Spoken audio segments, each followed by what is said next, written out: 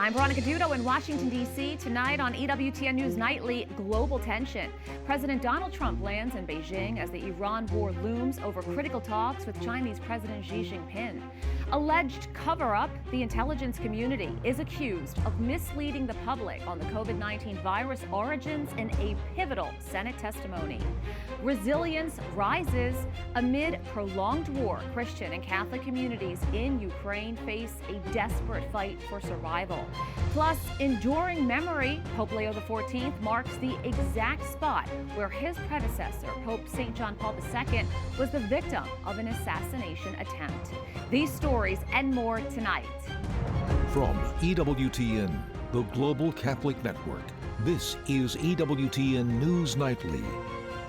Thank you for being with us on the Feast of Our Lady of Fatima. Our top story tonight, President Donald Trump arrives in Beijing for a critical two-day summit with China's president. The Iran war, trade, and U.S. arms sales to Taiwan are among the items expected to be discussed. It all kicks off in just hours when President Trump and President Xi hold bilateral talks, visit the Temple of Heaven, and take part in a formal banquet. On Truth Social, President Trump announced what his first order of business will be when they meet face-to-face. White House correspondent Owen Jensen reports. Owen. Veronica, you'll recall that earlier, President Trump's trip to China was delayed due to the Iran war. Well, he landed there today to plenty of pomp, pageantry, and protocol, and very soon both global powerhouse leaders will sit down and try to hammer out key issues. U.S. President Donald Trump arrives in Beijing Wednesday night local time for his high-stakes summit with President Xi. President Trump met on the tarmac by China's vice president, the government's top envoy for diplomatic events. The welcoming ceremony included a military honor guard, a military band, and hundreds of young people waving flags and chanting "Warm Welcome." Then, after the ceremony, President Trump departs the runway at Beijing Capital International Airport. The president traveling to China with several top business executives. And on Truth Social, President Trump lays out his business-focused plan, writing, "I will be asking President Xi, a leader of extraordinary distinction, to open up China so that these brilliant people can work their magic and help bring the People's Republic to an even higher level. In fact, I promise that when we are together, which will be in a matter of hours, I will make that my very first request. I have never seen or heard of any idea that would be more beneficial to our incredible countries." The Chinese Foreign Ministry says the two leaders will discuss everything from development to world peace. And on the thorny issue of Taiwan, China insists the self-governed island is actually part of China, while the U.S. has authorized more arms sales to Taiwan to protect itself. In addition, Taiwan, as the world's leading chip maker, has become essential for the development of AI. And of course, both the U.S. and China are racing each other to the very top of that technology. At the White House, Owen Jensen, EWTN News Nightly. Religious life in China is facing a tightening grip as the state demands that faith traditions align strictly with national identity and government ideology. Human rights experts report that underground communities are being forced into the state-controlled church. Clergy now face mandatory political training. Church sites are surveilled by technology, and religious education for minors remains strictly prohibited. Despite ongoing diplomatic agreements with the Vatican, many believers still face intimidation and restricted travel. As the state tightens its grip, the future of independent religious practice in China is a serious concern. Here to tell us more about what Christians are enduring in communist China is David Trimble, the president of the Religious Freedom Institute. David, welcome to the studio. I really appreciate your time. Veronica, it's so great to be with you today. There's growing evidence that the Chinese Communist Party is continuing its crackdown on Christian worship. It's also practicing sinicization of religions. Can you explain to us what that is? And also, what are the goals of the government here? Yeah, this process of sinicization began around 2012 when Xi Jinping came into power. And his primary goal was to consolidate power and to reduce the influence of other political opponents and those that would oppose the communist ideology. that really has flowed into the church. So even churches that are registered in China really face this daunting dilution of ideas and precepts and teachings through this process of syncretization. And it's just requiring the churches to align their teaching really with the ideas of communism. And of course, these are very ancient teachings that we're talking about, which is really, quite shocking to hear about. What is life like for Christians in China today? Well, it's challenging, to be sure. I think I want to balance that by saying in some ways it's an exciting time, because the more Christianity is repressed in China, the more it seems to grow. So there are approximately 40 million in the registered churches in China, but the estimates are over 80 million Christians, 40 million plus in the underground churches. So from that standpoint, Christianity is growing, but it's a very, very challenging time. And the oppression and the persecution continues to escalate, and it's going unchecked in the world. So it's a tough time. Christians are typically under surveillance. It's not uncommon, as we have seen with the Zion Church and previously with other churches, that they're raided, there's arrest that takes place, and church leaders are in prison, like Pastor Jen, for example, that was arrested in October with 30 other church leaders in the Zion Church. So it's a really difficult time. Accessing Bibles is a very limited basis. So the challenges are enormous.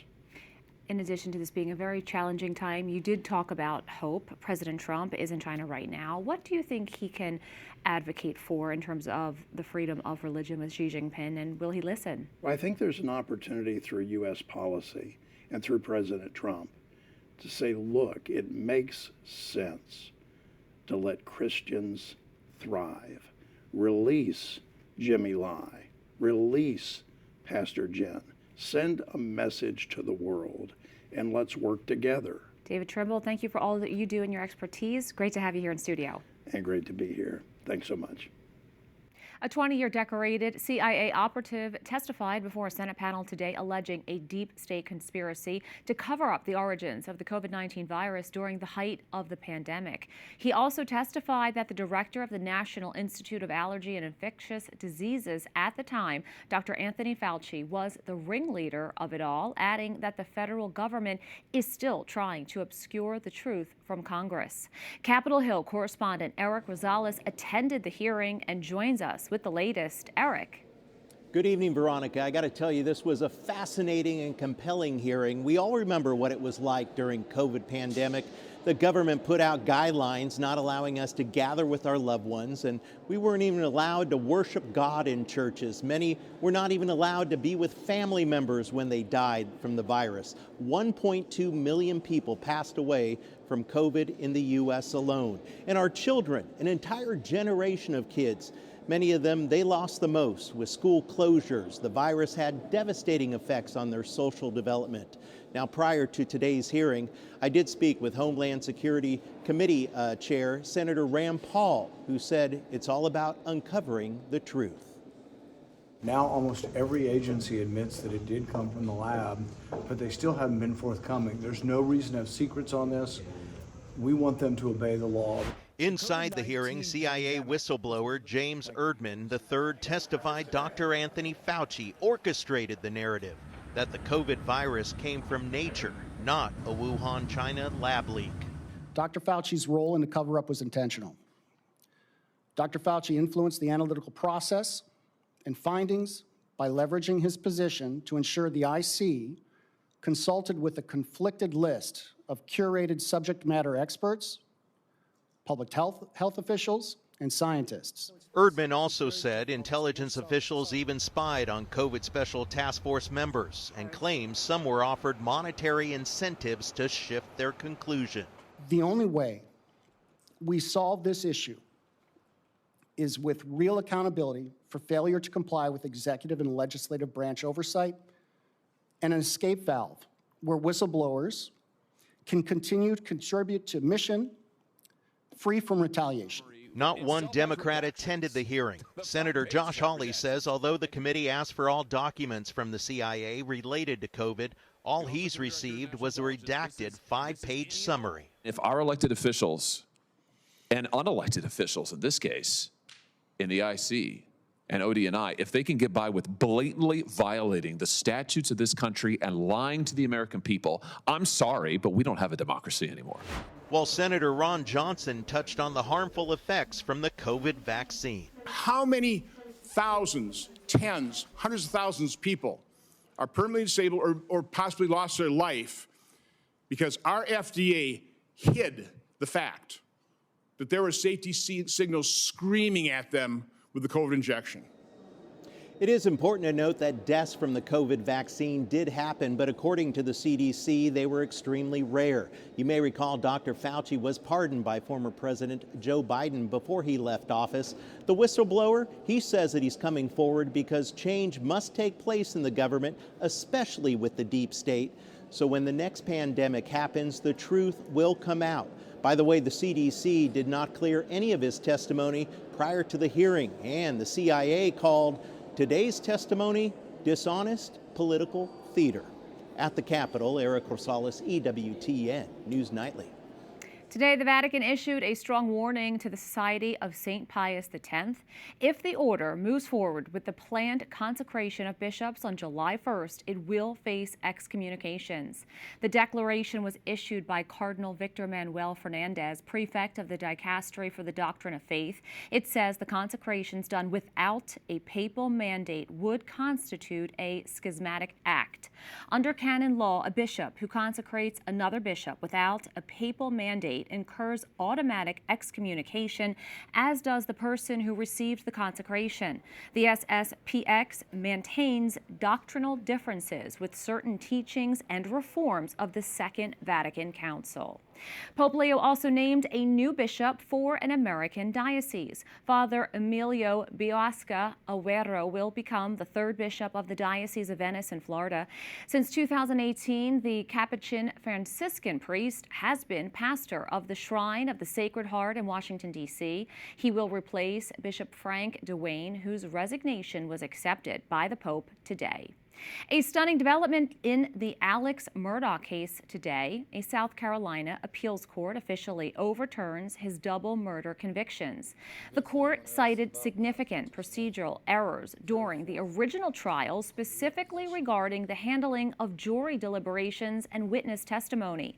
A new trial has been officially ordered. Murdaugh remains behind bars on separate financial crime charges, but this ruling resets the legal battle for the 2021 deaths of his wife and son. We have a lot more still to come on EWTN News Nightly. King's speech, royal tradition meets government policy. King Charles III outlines the new legislative agenda for the nation. Faith in action, how Catholic groups provide essential sanctuary and hope for millions of displaced Ukrainian families.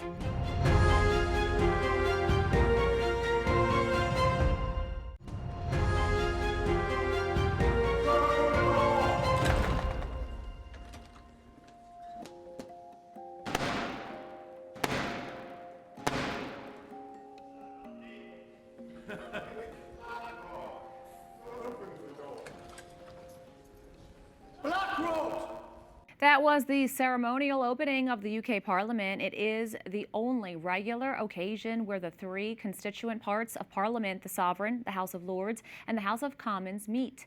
The highlight of the event is the King's speech, which outlines policies and proposed legislation for the new session.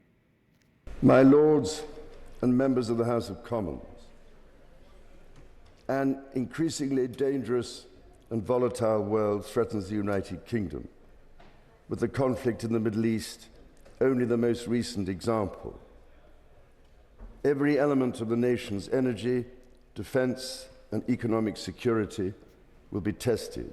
This as British Prime Minister Keir Starmer is fighting for his political life after his Labour Party suffered major losses in last week's elections.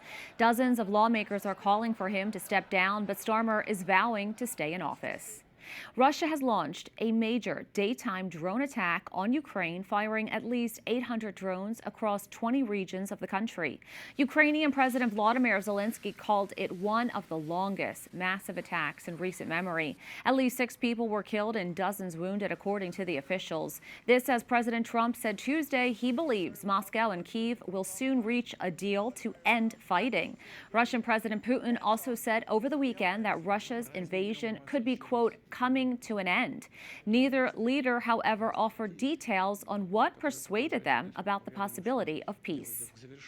Joining us now to share the latest news from Ukraine on how the Christian and Catholic communities are faring in this drawn-out war is Father Alberto Eres, the Regional Director for the Jesuit Refugee Service in Europe, based in Brussels. Father, thank you so much for coming in on set. Thank you so much. It's a blessing to be here with you. So we know that there are a lot of people who have needed to flee Ukraine. Can you talk a little bit about how you're helping them? Mm-hmm. More than 6 million people have to leave Ukraine and are living now in all over Europe. So our work in GRS Europe and also the response of the Jesuits around this emergency have been quite massive, I would say. Every year we are reaching 150,000 refugees from Ukraine, all over in Ukraine and also in the neighboring countries. It's also a collective effort from most of our country offices of GRS, but also our Jesuit universities, our mission offices. So it's a collective effort also within the civil society and the Catholic Church, I would say, the bishops, and really a collective effort. Now, Ukraine hasn't been in the news as much recently. There's a lot happening in other parts of the world, but also when we look at Europe, you have 23 country offices in 245 locations. Can you just talk about the plight of other people and what they're dealing with in some of these hotspots? Well, the reality that we are facing, as you were saying, Ukraine is one of these key elements now in Europe. But if you go to the other side of Europe, to the Canary Island, that is on the north of Africa, that is a Spanish territory, is another hot spot where migrants are arriving. Also, I would say Lesbos, Italy, Malta, and the reality also in other places like the Balkans, Croatia, North Macedonia, Bosnia, many other places. So the reality that we are really facing is not really much only at the borders, but also on, I would say, it's a value of hospitality, in integration and social inclusion that I think is the key element also within the Catholic Church and also around the world. Now, we know that the Vatican is very much invested in all of this, and in June or July, a new European Union Pact on migration, asylum, security, that will go into effect. So kind of just looking at all of that, how will that impact the support and services that the Jesuit Refugee Service already continues now on a day-to-day basis? I would say there is a tendency around the world that we are also facing in Europe that the aid and the grants for support refugees are decreasing. So this pact also brings the attention on security. For us, it would be a challenge, but also we are I'm always saying that we are hoping, that keeping hope alive in our country offices, in our work. The pact, it seems that it will bring more detention and really much pain for the people. So we are ready, as Catholic organizations, to be there, to bring hospitality, dignity, solidarity, and to pray, at the same time for all these situations around the world. Father Alberto Eres, thank you so much. Thank you. It's a pleasure to be here. The Lebanese Health Ministry says that Israeli airstrikes have struck 7 vehicles in Lebanon. 3 of the targeted cars were on the main highway just south of Beirut. At least 12 people were killed in the drone strikes, including a woman and her 2 children. The Israeli military says it struck Hezbollah infrastructure in several areas in southern Lebanon. This comes as both sides keep exchanging fire despite a U.S.-brokered ceasefire on April 17th. Lebanon and Israel are scheduled to hold another round of direct talks in Washington on Thursday. A chaotic scene erupted at the Philippines Senate today as shots are heard during an attempt to arrest a senator who allegedly committed crimes against humanity.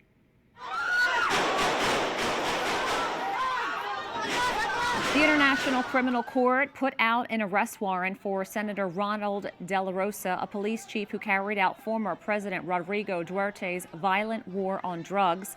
The former president was arrested last March and awaits trial while the senator vowed to fight the arrest warrant. No one was hurt. Up next on EWTN News Nightly, Sacred Stand, a legal fight erupts over the Trump administration's land claim at a pilgrimage site in New Mexico.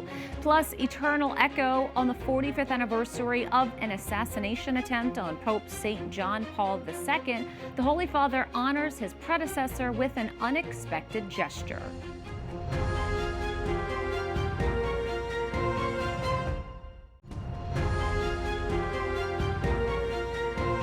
The Catholic Diocese of Las Cruces, New Mexico, was recently named in a civil action filed by the Department of Homeland Security as part of an eminent domain request to build a border wall between the U.S. and Mexico.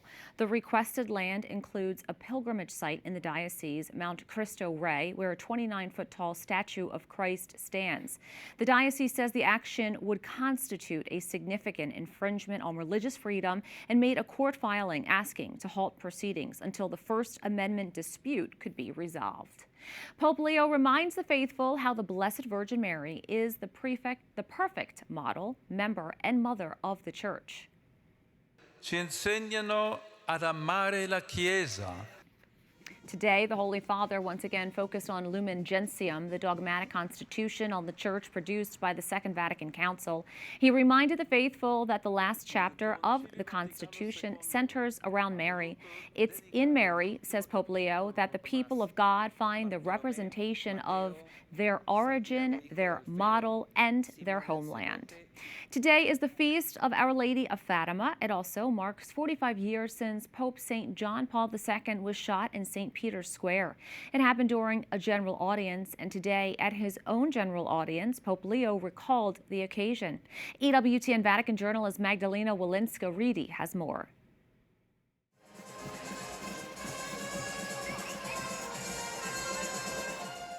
These images speak louder than 1,000 words. It was on this very spot, on a Wednesday like today, in 1981, that gunshots were fired. And the world held its breath. The Pope was standing, and I was sitting behind him. The second time we were approaching near the Bronze Gate, that's when the shots were fired. The Pope was standing. I even asked him, where? And he showed me that his abdomen had been shot through completely, and his hand was wounded. At that time, Poland, the Pope's homeland, was under communist control, but its solidarity movement, inspired and profoundly shaped by the country's Catholic identity, was the spark that ignited the flame of change in Europe. Someone had planned it, and when the Pope went to see Ali Akka in prison and gave him his hand, saying, "Let's see each other as men, as brothers," the killer said to him, "Why didn't you die? I shot like I should have." What does that mean? Like I should have. It means as someone paid and ordered me to do it. It was on May 13th, the feast of Our Lady of Fatima. Pope John Paul II never doubted that it was Mary's protection that saved him from death. Papież wcześniej nie znał tej tajemnicy. The Pope was aware of the devotion to Our Lady of Fatima, but not much beyond that. Yet while he was still in the hospital, the Fatima secret came to his mind. He asked for the texts kept at the Congregation for the Doctrine of the Faith to be brought to him at the Gemelli Hospital. Znajdowały się chyba i teraz w Kongregacji Doktryny Wiary. In 1982, on the first anniversary of the assassination attempt in St. Peter's Square, he traveled to Fatima to thank the Virgin Mary for her protection. He even placed the bullet that nearly killed him in the crown of Our Lady. 1.5 million people were waiting for him in the square in front of the sanctuary of Our Lady of Fatima.